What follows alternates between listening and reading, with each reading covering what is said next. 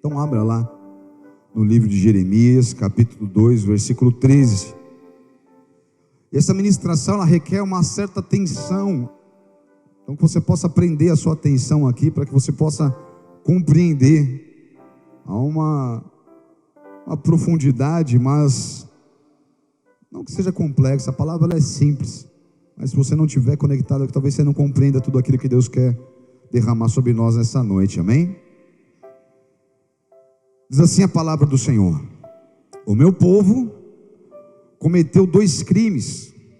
Eles abandonaram a mim, a fonte de água viva, e cavaram suas próprias cisternas rachadas, que não retém água. Até aí. Você pode orar junto comigo? Você pode fechar os seus olhos onde você está e orar junto comigo, para que Deus ele possa revelar essa palavra ao teu coração, que seja o Espírito Santo a falar com você. Então, onde você estiver na sua casa, pare toda a movimentação, feche os seus olhos, curva a tua cabeça. Isso é uma atitude de reverência a Deus, porque é Ele que vai falar através da minha vida, amém? Pai amado, nos posicionamos diante de Ti. Esse momento da Tua palavra ser ministrada, e se não for o Senhor a realizar, não há sentido nisso. Nós somos as videiras, nós somos os ramos, Tu és a videira, o Pai é o agricultor. E sem Ti, Senhor, como ramos, nós não podemos fazer coisa alguma, não podemos dar fruto, não podemos sequer continuar a vida. Porque se o ramo não estiver ligado na videira, enxertado na videira, ele não tem vida em si mesmo, ele morre e seca. Mas uma vez que estamos em Ti, Jesus, nós temos mais do que tudo aquilo que nós precisamos. Nós somos mais do que vencedores. Nós temos a vida de Deus em nós, nós temos a seiva fluindo no nosso interior, trazendo vida aos novos ramos, às folhas. As flores brotam, os frutos vêm.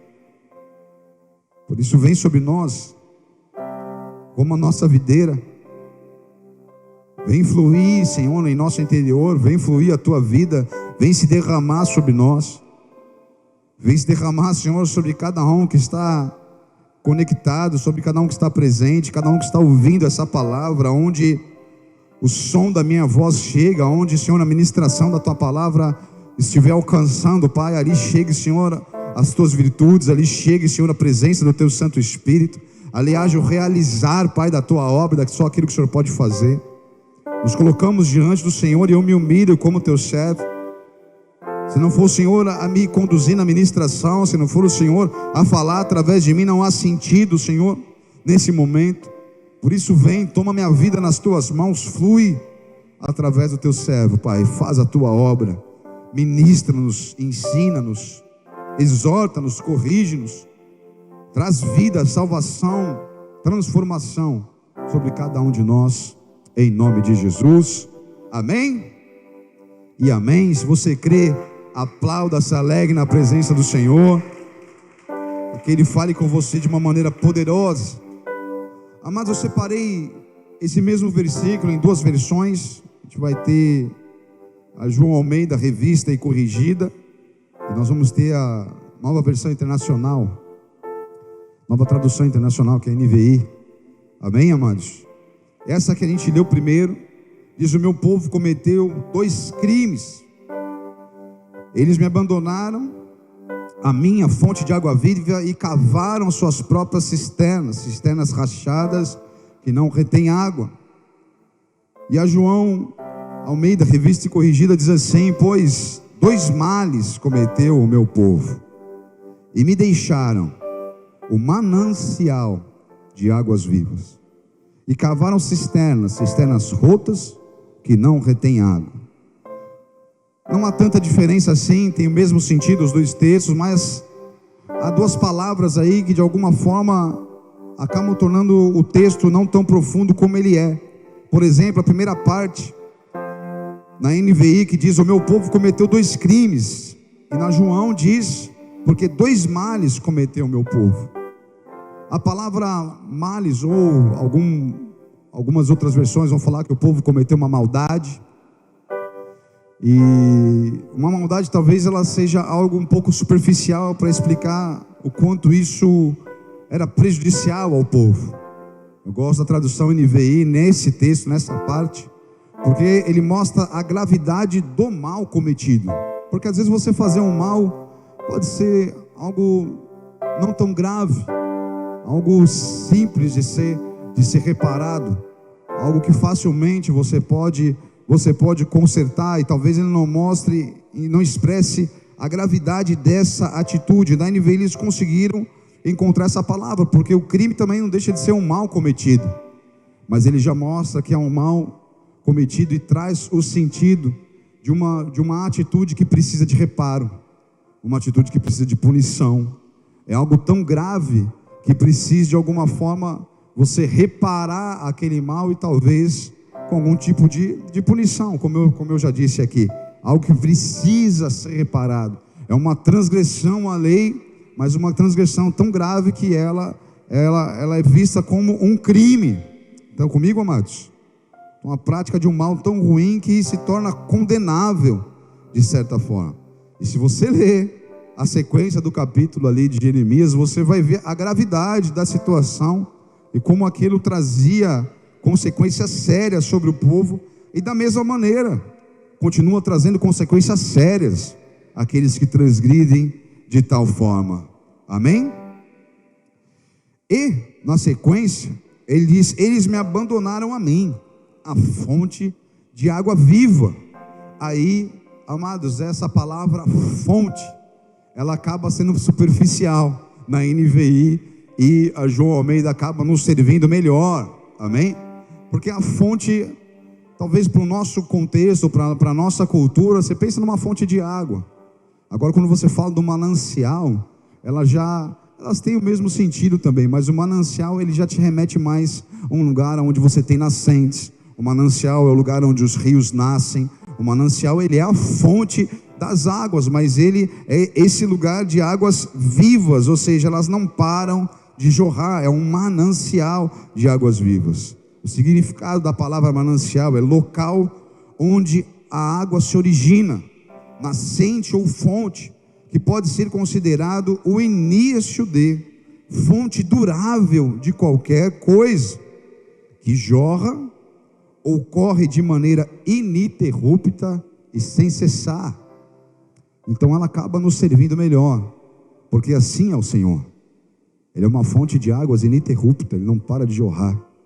Há sempre novidade de vida, há sempre coisas novas. O Senhor, ele nunca seca. Você nunca vai chegar talvez seco ou desesperado diante de Deus e vai lhe faltar de alguma forma águas vivas a jorrar do seu trono. Ele é uma fonte de a jorrar de uma maneira ininterrupta. Ele é uma fonte de águas que não cessam de jorrar. Eu não sei se você já teve a oportunidade, a experiência de visitar uma nascente. É gostoso pregar com a igreja. Eu sei que você pergunta, a galera responde, amém? Mas enfim, você que está na sua casa aí, não sei se você já teve essa experiência. Nós, por exemplo, lá em São Paulo, quem consegue ir até a nascente do rio Tietê, acaba tendo uma experiência maravilhosa. Porque o rio Tietê, dentro da cidade, ele é um rio poluído, sujo, praticamente morto. A não ser quando você acha, coitado, numas capivaras lá, até uns jacaré que chega ali. Mas se você for na nascente do rio Tietê, é um lugar lindo, uma natureza exuberante, é maravilhoso. Ali você tem a Mata Atlântica e o rio nascendo, você vê as nascentes do rio, e vai juntando com uma com outra, daqui a pouco vai formando aquele rio poderoso, grande, como é, infelizmente, contaminado, judiado pela cidade de São Paulo. Mas na fonte a água é pura, na fonte a água é cristalina. Na fonte ainda ali, é impossível você de alguma forma, enfim, contaminar aquela água, porque ele vem das profundezas. A água ela jorra do interior ali da terra, e está ali, enfim, há quantos anos, ou seja, é algo ininterrupto. Eu, quando era menino, acho que eu tinha uns 12 anos de idade, fiz uma viagem para o Mato Grosso. Hoje eu sei que é bem badalado lá, tem até muitos hotéis, que é a cidade de Bonito, no Mato Grosso do Sul. Mas na época era mais roots, era mais raiz. Para ficar lá se acampava. E meu pai fez questão de levar a gente lá. Meu pai era meio doido. Ele pegava a gente lá de São Paulo, botava dentro do Fusquinha e subia para o Mato Grosso do Sul. 18 horas, a gente encalhava no meio das terras lamacenta lá, enfim. Numa dessas vezes aí, ele quis levar a gente para Bonito. Ele serviu o exército lá, ele conhecia um monte de lugar. E aí nós fomos para Bonito, cara, maravilhoso lugar. Já tinha alguns passeios para se fazer ali. Você podia visitar a Gruta do Lago Azul, se eu não me engano. E aí teve 2 lugares que me marcaram. Um era um manancial, era a nascente de um rio que chamava Aquário. Você mergulhava naquele lugar com uma máscara assim, você enxergava, sei lá, a visibilidade que tinha aquilo. Eu não mergulho, mas acho que tinha uma visibilidade de uns 50 metros, porque eu via de longe os peixes, via a galera mergulhando, parecia um outro mundo muito lindo, cara. E tinha um outro lugar que era o Rio Sucuri, que você também subia ele, e aí você chegava lá, era lindo de ver, porque você via a água brotando do chão, umas areinhas ficavam tipo borbulhando assim, você via aquilo em todo canto. No aquário não era diferente, mas depois aquilo formava um lago, e aí virava um rio, e você descia o rio, chamava Rio Sucuri. O nome do rio dava medo, né? Mas não vi sucuri, vi um monte de peixe lá. Era a mesma coisa, você botava a máscara no colete e soltava na correnteza do rio. Cara, que passeio sensacional, que coisa linda de ver. Agora, é marcante você ver a nascente de um rio, porque da nascente para lá não tem nada, mas dali o rio sai, ele brota, ele vai levando vida, enfim, condições para que toda a natureza seja sustentada ali por todo canto. Isso é algo maravilhoso, amém, amados? Então guarda isso. E aqui, como eu falei, a João Almeida, ela nos serve melhor, fala desse manancial de águas vivas. Só que o Senhor, ele apresenta aqui os 2 crimes, os 2 males que o povo cometeu. Um foi abandonar o Senhor, e o outro foi não só deixar de beber desse manancial, dessa fonte de águas vivas, mas cavaram para si cisternas rachadas que não podem reter água. Que você possa de alguma forma se projetar para essa realidade. Imagina uma terra ressequida, porque naquele tempo Judá era uma terra seca. Nós podemos perceber muito isso lendo a história, lendo a Bíblia. Você vai ver que quem conseguia abrir um poço, amados, era alguém que se tornava próspero. Então você vê Abraão abrindo poços. Você vê os poços que Abraão abriu sendo mencionados até no Novo Testamento. Quando Jesus, por exemplo, está tendo uma conversa com aquela mulher samaritana à beira do poço, ela fala: quem abriu esse poço aqui foi nosso pai Abraão. E ela está, na verdade, peitando Jesus, né? Falando: por acaso você é maior que o nosso pai Abraão, que abriu esse poço? E Jesus está falando que ia dar água para ela beber, que ela nunca mais ia ter sede. Enfim, então você vê Abraão abrindo poços e como ele prosperava. Você vê que chega uma hora que Ló escolhe um lugar para ir onde havia mais águas. Ele vai para um lugar seco, mas ele abria poço e os poços brotavam água. Tanto é que a briga entre Abraão e o seu primo era porque os pastores deles começaram a brigar por causa dos poços. Eles tinham conflitos por causa disso. E aí depois você vê o filho de Abraão, Isaac, tendo problemas também, porque ele abria poços, as pessoas entulhavam os seus poços, enfim, os seus vizinhos, de alguma forma tentar não deixá-lo ser tão próspero assim. Enfim, uma terra seca, pessoas precisavam de água. Agora o Senhor, ele está falando: olha, eles estão preferindo viver de cisternas, e cisternas complicadas, porque elas não retiam a água. Você imagina o que é uma cisterna rota, uma cisterna rachada, amados? A gente tem uma realidade aqui, que a gente sabe a dificuldade que é aqui no sertão, e a alegria que é, às vezes, para ter um caminhão-pipa. Então você imagina você conseguir comprar um caminhão-pipa que está hoje a R$150, e aí você encher aquela cisterna, que a gente anda no sertão, a gente vê que as casas, elas têm a casa e tem a cisterna do lado. E aí você encher aquela cisterna, a cisterna rachada, ao invés de reter aquela água para você poder desfrutar pelo menos daquela água, aquilo ali vai ser algo que te engana. Daqui a pouco aquela água esvazia. E o Senhor está falando: eles preferiram as cisternas rachadas, ao invés de mim, que sou um manancial. Ou seja, as águas não param de jorrar.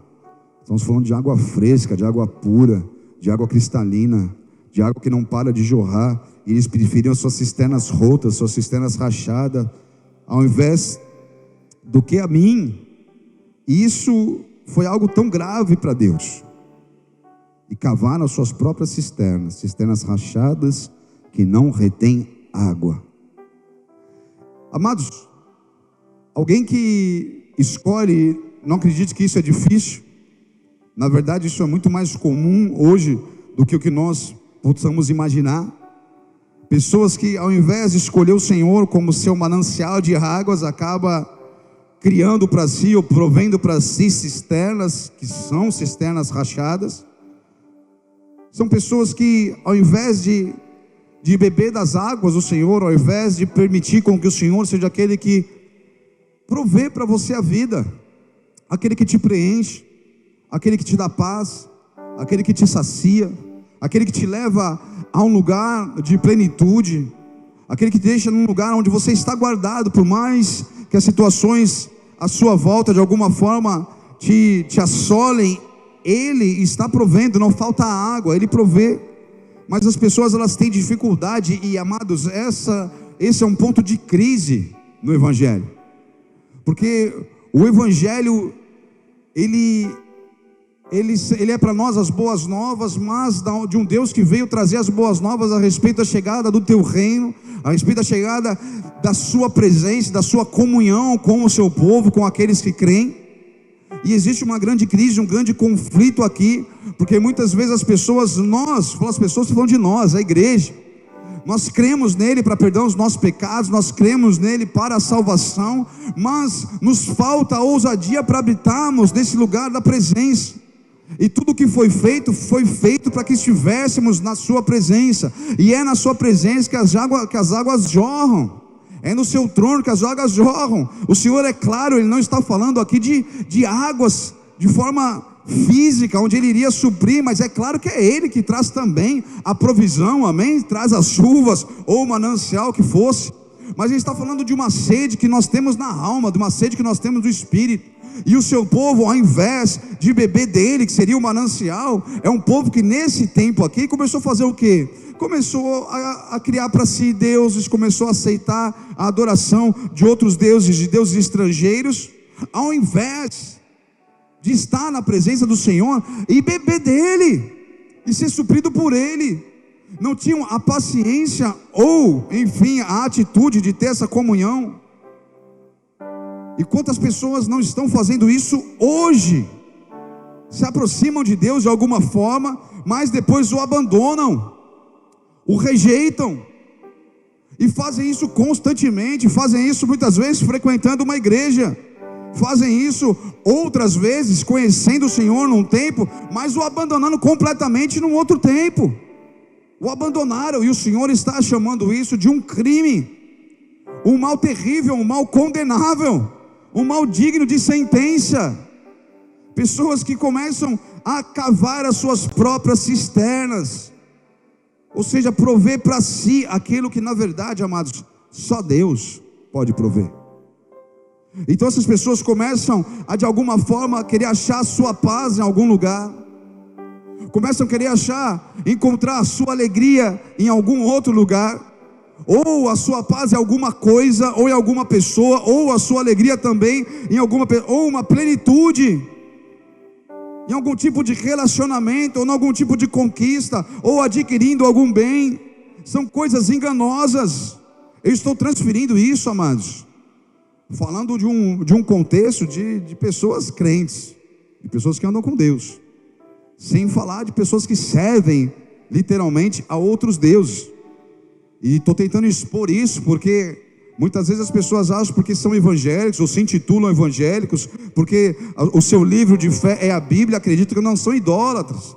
Que o Senhor possa nessa noite expor aos nossos olhos o nosso mal, o atrave que está no nosso olho, para que a gente possa ser purificado e limpo, amém, amados? Que Deus possa nos ministrar que Ele é o nosso manancial, e como nós precisamos estar ligados, ter uma bomba ligada direto, uma mangueirinha ali no manancial para você beber diariamente. Porque ao invés de fazer do Senhor a nossa fonte, o nosso manancial, muitas vezes as pessoas canalizam às vezes para uma prosperidade. Então às vezes os recursos façam com aquela pessoa, não, já que eu tenho recurso, então eu posso ficar tranquilo, como se fosse segurança. A Bíblia chama a gente de tolo, porque as riquezas são vãs, são frágeis. Elas uma hora estão, uma outra hora elas não estão. Hoje está até mais fácil de entender isso. Quando a gente olha toda a movimentação econômica no mundo, você fala, de repente começa uma quebradeira de banco aí, de repente você acha que você tem alguma coisa, porque você tem a matrícula de um imóvel, a escritura de um imóvel, e você daqui a pouco não tem mais nada. Se eles anulam tudo isso, e aí? Você acha que tem propriedade, mas você não tem. Pode ser que chegue uma hora que só o Senhor mesmo possa ser a tua provisão, amém? Mas posso dizer uma coisa? Isso já é. Só o Senhor é o teu provedor. É melhor você fazer Ele o seu provedor agora, do que ficar esperando isso para um momento onde você venha a ser abalado, porque talvez você não tenha estrutura para suportar uma má notícia desse tamanho. Agora, se o Senhor já é o seu provedor, você vai falar, poxa, não mudou muita coisa para mim, eu continuo dependendo dEle, e não vai te faltar nada, amém, amados? Agora, cuidado com áreas da sua vida, onde você venha canalizar essa sede de águas. Pessoas que às vezes acham que só vão ser felizes quando tiver um relacionamento assim. Isso acontece muito com os solteiros. É mentira. Você pode entrar nesse relacionamento, essa pessoa não vai saciar a tua sede. O máximo que vai acontecer é você sufocar a pessoa, porque você estava tão desesperado ou tão desesperada para ter alguém, você estava com tanta sede para aquilo.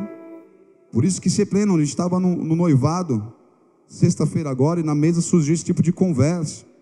Fala, poxa, mas eu vejo que nas igrejas, era pessoa de outra igreja até falando, eu vejo que nas igrejas às vezes há uma pressão muito grande para os solteiros se casarem, há uma pressão muito grande, isso às vezes faz com que a pessoa erre no relacionamento. Então eu falo, olha, casamento é escolha, você não pode receber pressão de ninguém. Ah, mas o profeta falou, então manda o profeta casar com quem ele está profetizando, ele profetizava sobre a vida dele. Vai dar uma, primeiro olha pelo menos o casamento do profeta, porque você vai ver o profeta, a profeta é divorciada, é separada, meu Deus do céu, já teve 5 casamentos, a pessoa não pôde profetizar nem na vida dela, vai querer profetizar na tua. Então se liga, amém, amados? Não tem isso. E assim, eu tenho uma cisão muito grande de profecia que fala a respeito de relacionamento. Eu nunca vi isso dar muito certo. Todas as pessoas que vieram me dar testemunho falam, não, mas o profeta falou, quando eu vou ver o casamento dá um trabalho, meu amigo, que não é brincadeira. Mas enfim, esse é um outro assunto.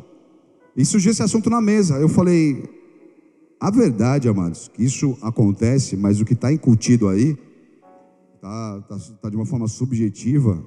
É até uma preocupação genuína, porque é a preocupação de que os solteiros não caem em pecado. Mas o problema está justamente aí. Por que o solteiro tem que cair em pecado? Bem, amados, se a pessoa vai casar para fugir do pecado, já está tudo errado.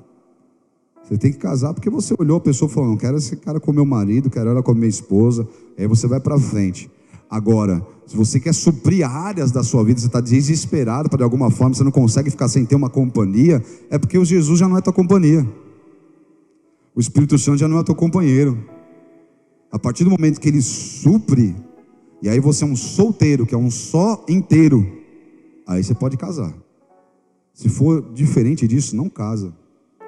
Primeiro vai beber no manancial de águas vivas. Acha esse manancial e sara a tua sede, porque você não só vai ter problema na tua vida, como você vai arrumar um problema para a vida de alguém que casar com você. Vocês estão comigo, amados? Tudo aquilo que a gente posicionar, talvez a tua paz esteja em você passar num concurso, ou conseguir tal emprego, ou a tua alegria quando você conseguir comprar uma casa, ou um carro, ou uma moto, ou sei lá, qualquer coisa que você, enfim, que mude o lugar de onde tem que ser a tua fonte, é um problema. Amém, amados? Estão comigo? Às vezes coisas até mais simples. Por exemplo, você está lá com a tua alma aflita, e você quer de alguma forma arrumar um refrigério para os seus problemas. Se você não corre para a presença do Senhor, você já não sabe onde é que está o manancial, você está arrumando cisterna rota. Ah, eu só consigo ficar bem se eu falar com tal pessoa, eu só consigo, se tal pessoa orar por mim, talvez eu fique bem. Não, se você tiver uma palavra do Senhor, é na presença dEle que essa palavra vai vir. Talvez ele use pessoas, mas tem que ser ele. Ah, mas eu estou muito cansado, eu estou fadigado, eu tô exausta. E aí, tipo assim, fala, sei lá, eu mereço. Aí vai lá e quer maratonar alguma coisa no Netflix, ou agora no Disney, não sei das quantas. Sei lá eu para onde é que você vai, só que você não vai para a presença de Deus. Você tá, meu amigo, não vai mudar nada. Sabe o que vai acontecer? Vai passar um tempo, talvez você até dá uma, né, fica mais ou menos, dá mais parecida, não é isso? Mas é uma cisterna rachada, não retém água. Daqui a pouco aquela água vaza, e você está desesperado ou desesperada de sede mais uma vez.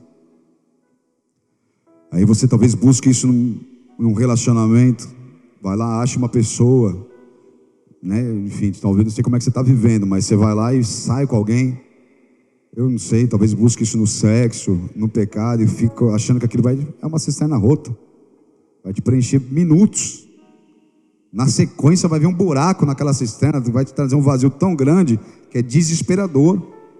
Vocês estão me entendendo? Amém?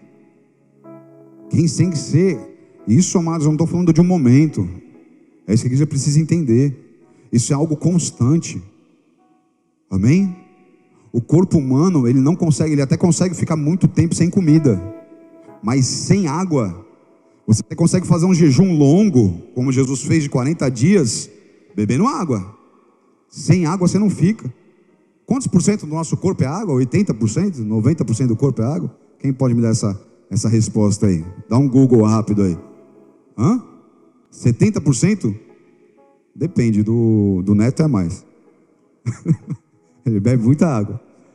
Enfim, cara, a maior parte do teu corpo é água. Você precisa de água. É como se Deus estivesse nos mandando uma mensagem, falando: olha, você não vai conseguir viver sem mim, você vai precisar beber das águas.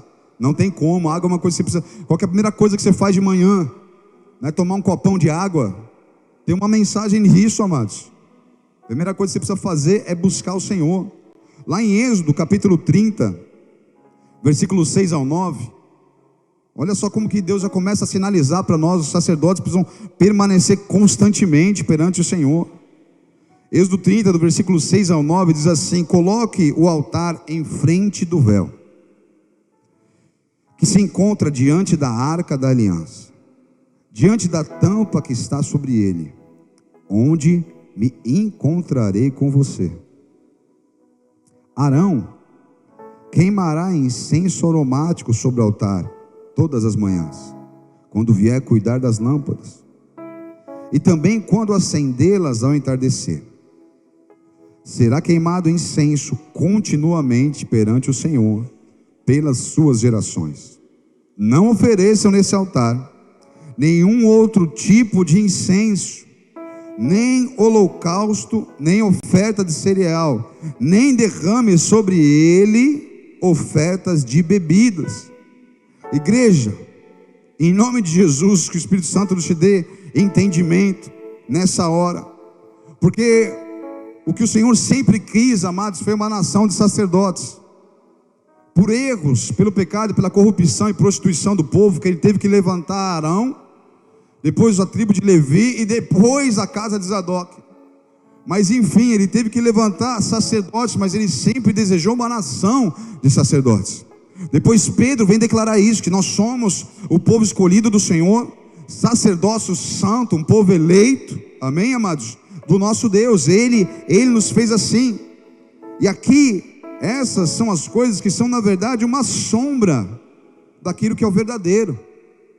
Então perceba que quando o Senhor está mostrando para Moisés como deveria ser a prática, o ofício, aquilo que era contínuo, permanente, diário, diante dele, ele estava dizendo para se colocar em frente o altar, amém? Colocar em frente o véu, que fica diante da arca da aliança, a arca da presença, aonde ele se encontraria, onde eles teriam comunhão. E o sacerdote, ele queimaria o incenso no altar, quando? Todas as manhãs, amém, amados?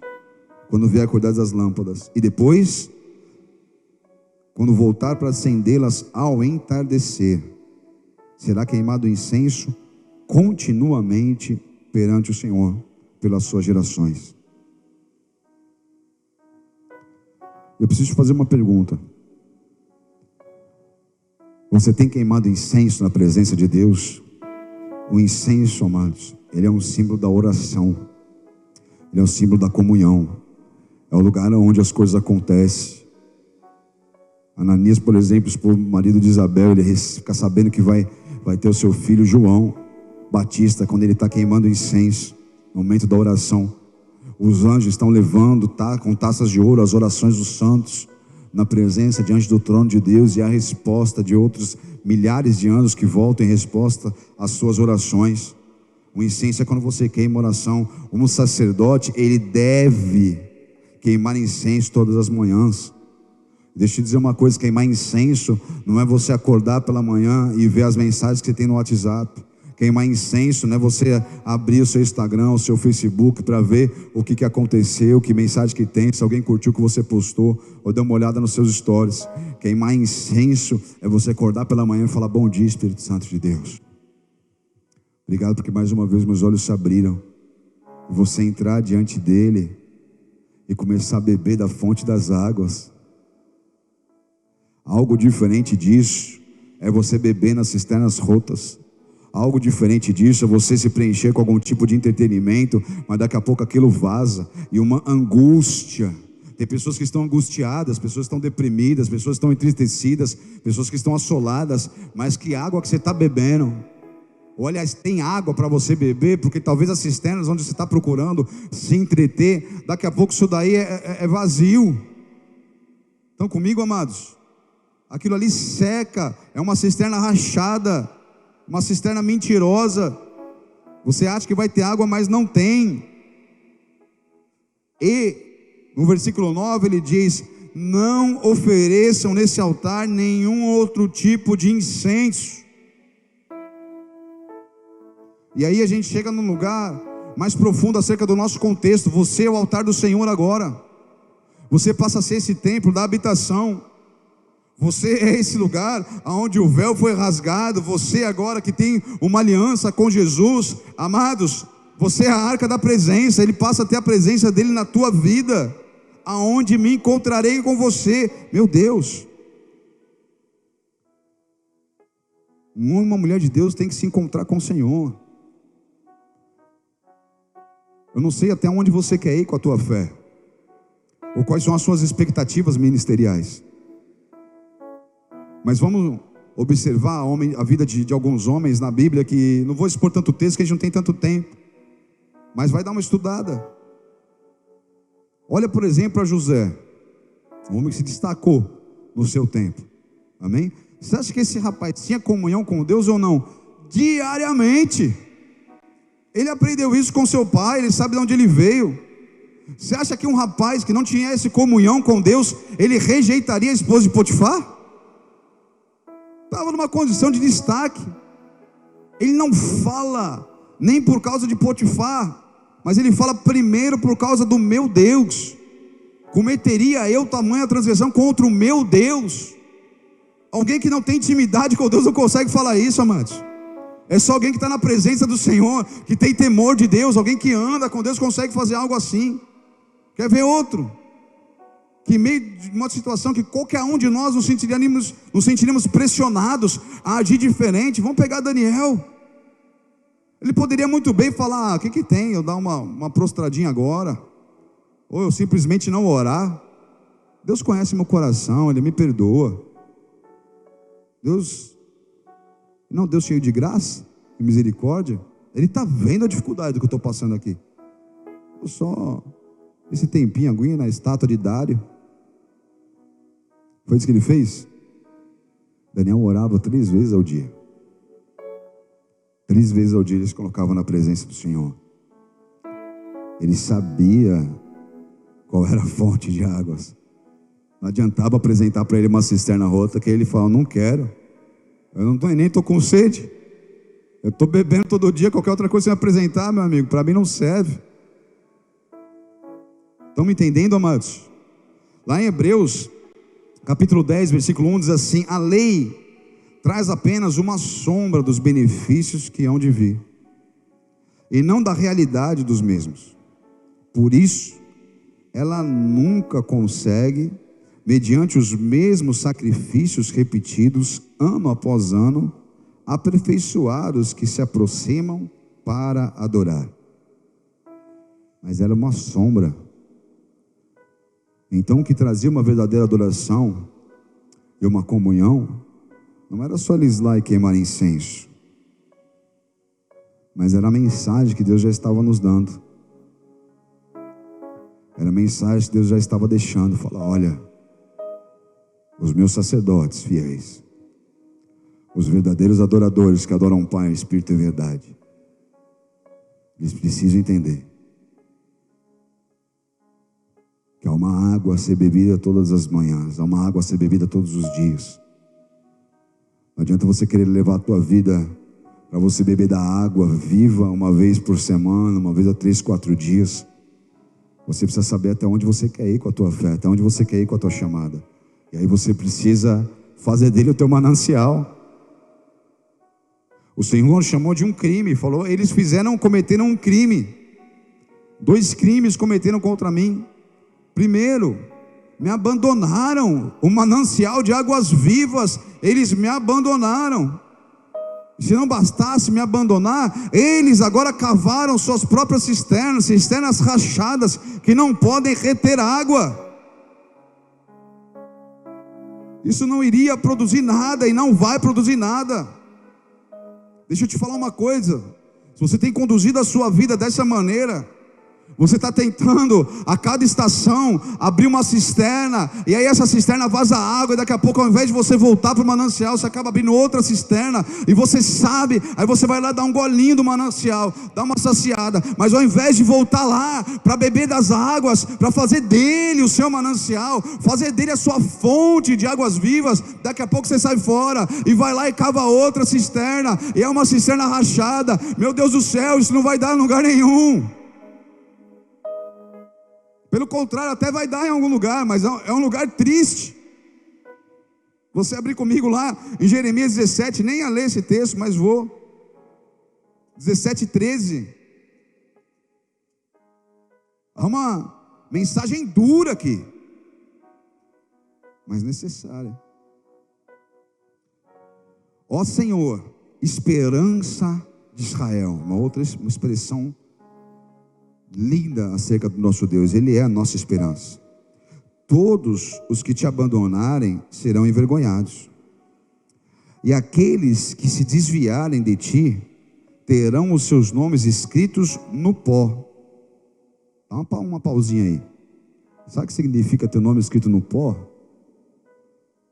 Essa expressão, amados, ela é o contrário de você ter o nome escrito no livro da vida. Escrito no pó, ele está falando da terra. Tipo assim, vai para a terra e acabou. Mas quando você tem o nome escrito no livro da vida, fala da eternidade. Então ele está dizendo que aqueles que abandonaram o Senhor, pois os que abandonaram o Senhor, aqueles que se desviaram de ti, terão os nomes escritos no pó, pois abandonaram o Senhor, a fonte de água viva. Quando eu bebo e faço dele a minha fonte de água, eu estou caminhando para a vida eterna. Porque beber das águas da vida, fazer do Senhor o meu manancial, fala de comunhão, fala de intimidade, fala do Senhor Jesus. Quando Ele voltar, você partir para Ele, Ele vai falar: ei, servo bom e fiel, entra na alegria do teu Senhor. Não beber da fonte da água da vida, não beber dos mananciais do Senhor e cavar cisternas, se enganando, achando que está de alguma forma andando com Deus, achando que está de alguma forma fazendo as coisas de Deus, é chegar diante do Senhor e falar: ei, no teu nome eu expulsei demônios, no teu nome eu curei enfermos, eu preguei a tua palavra, eu fiz a tua obra. Ele vai falar: cara, nunca vi você chegar no manancial, eu não vos conheço, apartai-vos de mim. Esse é o Evangelho. Qualquer outro evangelho gostosinho que você tenha é um evangelho com leite moça. Mas o verdadeiro evangelho é fazer de você um sacerdote, alguém que queima incenso todas as manhãs, ao final da tarde. Você não consegue terminar o seu dia sem se chegar ao Senhor. Alguém que faz isso Não fica olhando para um lado e para o outro, achando defeito de um e do outro, e sobre o defeito de um e do outro, você começa, de alguma forma, a condicionar a sua fé. O que Jesus tem a ver com isso? Ele não é o teu manancial? Você depende de pessoas ou de relacionamentos para poder beber das águas? Ele é, você vai direto à fonte. Pessoas assim adoecem a sua fé e adoecem seus sentimentos.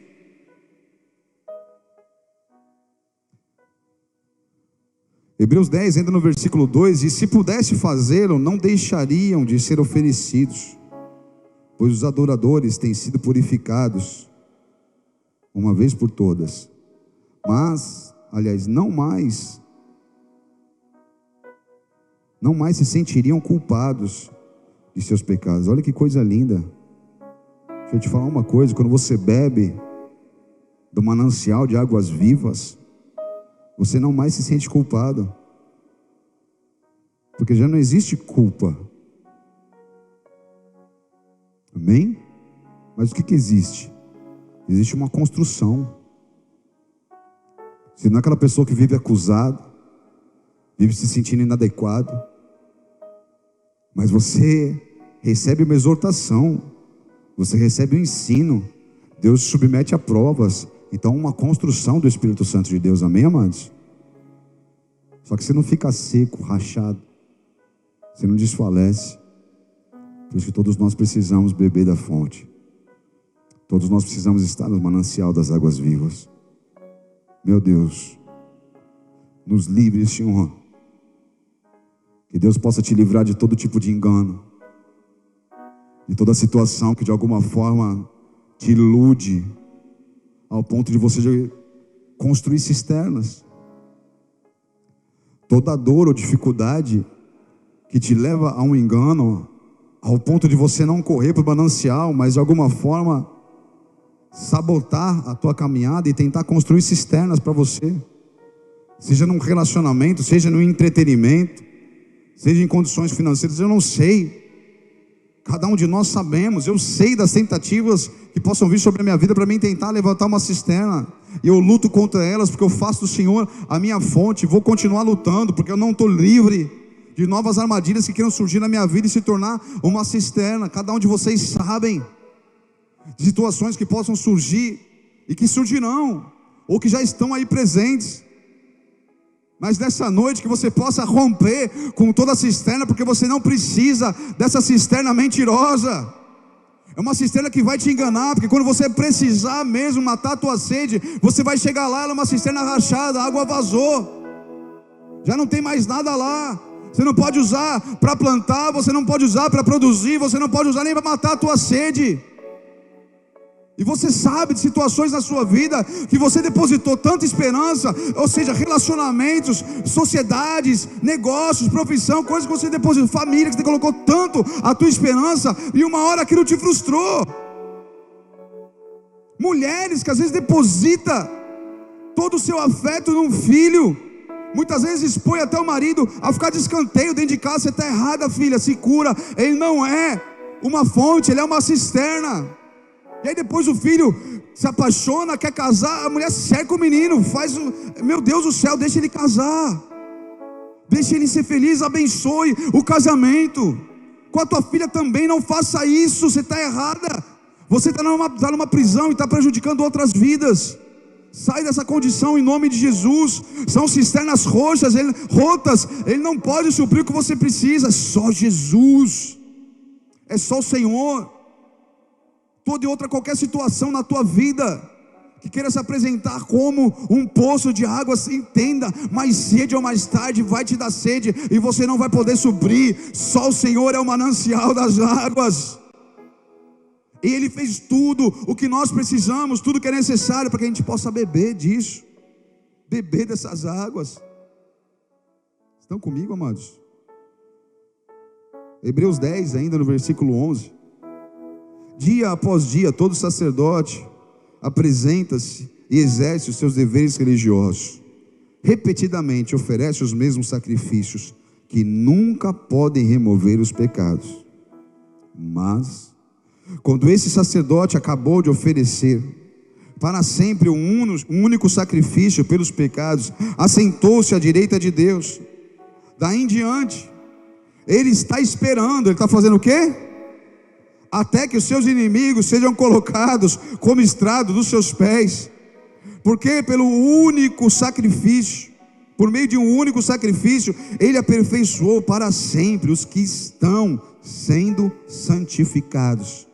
Os que estão bebendo do manancial são aqueles que vão colocando o inimigo no seu lugar, porque você já entendeu que ele já foi julgado, você vive a justiça de Deus, você na verdade compreende que o Espírito Santo está em você e você está sendo santificado por ele. O Espírito Santo também o certifica a esse respeito. Primeiro ele diz: esta é a aliança que farei com eles depois daqueles dias, diz o Senhor. Porei as minhas leis em seus corações e as escreverei em suas mentes. E acrescenta: dos seus pecados e iniquidades não me lembrarei mais. Você já não se sente mais acusado. O que existe em você é uma construção de um filho. E acrescenta: onde essas coisas foram perdoadas, não há mais necessidade de sacrifício pelo pecado.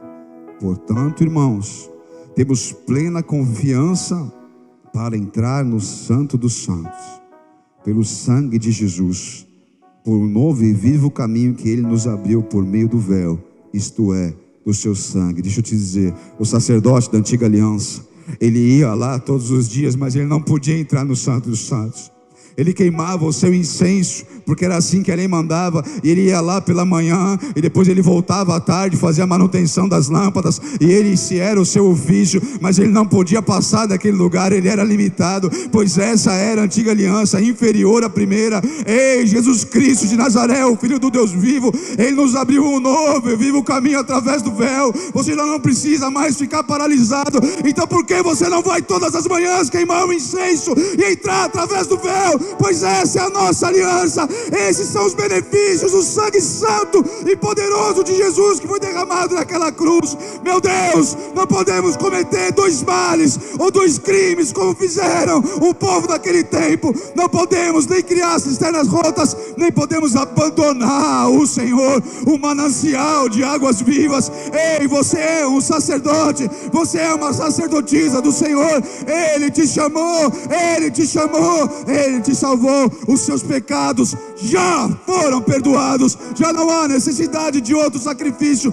Toda e qualquer acusação cai por terra. Ele está agora te construindo como um filho, como uma filha de Deus desse tempo, o sacerdócio santo, um povo escolhido do Senhor, um povo particularmente seu. Não se retenha, não se retenha, o véu já foi rasgado, o véu já foi rasgado. Ei, sacerdotes do Senhor, geração eleita, oh, aleluia.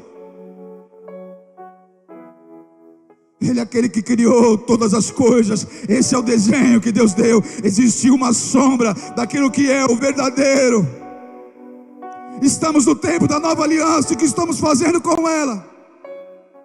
Jesus, em João diz: no princípio, aquele que é a palavra, ele estava com Deus e era Deus. Estava com Deus no princípio. Todas as coisas foram feitas por meio dele, e sem ele nada do que existia teria sido feito. Deixa eu te falar uma coisa: não constrói nada na sua vida sem ele, porque tudo que você construir sem Jesus é pó. Tudo que você construir sem Jesus é só uma sombra, é passageiro, fica, é um sopro. Mas aquilo que você constrói com ele é eterno. Porque aquele que era, aquele que tem construído e feito todas as coisas, quando você faz com ele, é isso, permanece. Nele estava a vida, e ele é a luz dos homens. Esse mesmo Jesus, no capítulo 4, Jesus respondeu: se você conhecesse o dom de Deus e quem lhe está pedindo água, você lhe teria pedido e ele lhe teria dado água viva. Quem aqui quer pedir água para Jesus hoje? Quem aqui quer pedir para ele: Senhor, dá-me de beber? Oh, Jesus. Entendeu, filha, porque eu fiquei daquele jeito naquela hora que você começou a ministrar? Venha e beba, porque é o Senhor nos convidando aqui nessa noite. Venham e bebam, venham e bebam. O caminho para o manancial está aberto. Você só precisa dar passos, ir e beber.